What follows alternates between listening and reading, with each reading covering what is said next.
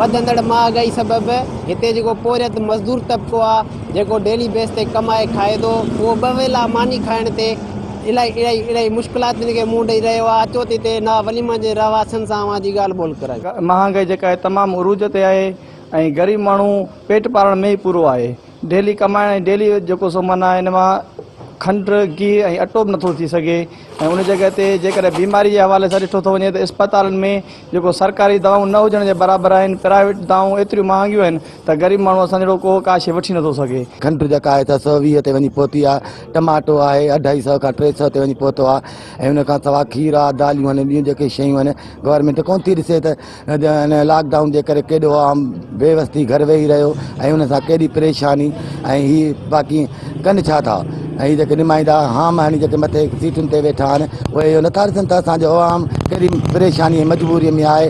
जो असांखे 100-120 रुपया किलो मिले पई, यूटिलिटी स्टोर ते वञ चवनि था खंड रहे ई कोन, पंहिंजे मनपसंदि माण्हुनि खे ॾियो छॾीनि।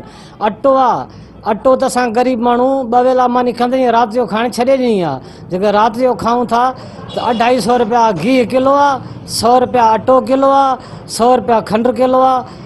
असां इन्हनि सभिनी शयुनि खां हींअर सफ़ा तंग थी चुका आहियूं।